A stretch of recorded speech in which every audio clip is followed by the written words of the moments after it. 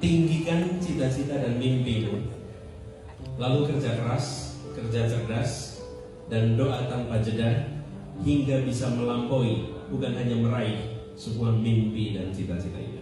Pak Anies Baswedan senang berdialog dengan anak muda Jember menyampaikan ide dan gagasan. Calon presiden dari Koalisi Perubahan Pak Anies Baswedan menghadiri acara diskusi bersama pemuda Jember dalam refleksi Sumpah Pemuda. Orang muda di mata Capres dan Cawapres Pak Anies Baswedan dan Pak Muhaimin Iskandar yang disingkat Amin.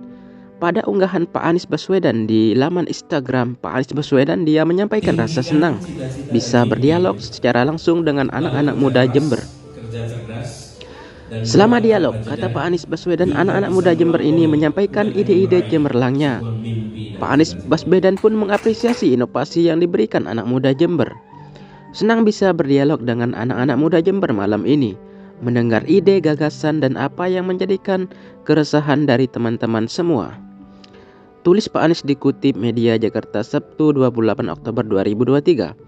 Pak Anies Baswedan menuturkan bahwa anak muda sudah harus peduli dengan politik agar lanjut Pak Anies Baswedan menyelamatkan negeri sendiri.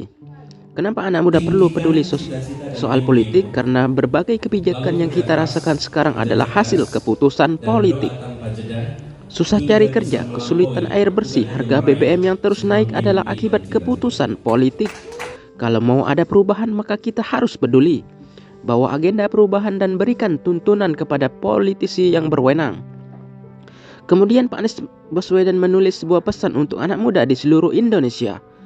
Pak Anies Baswedan juga sempat membagikan sebuah buku kepada anak muda di Jember. Berikut pesan dari Pak Anies Baswedan.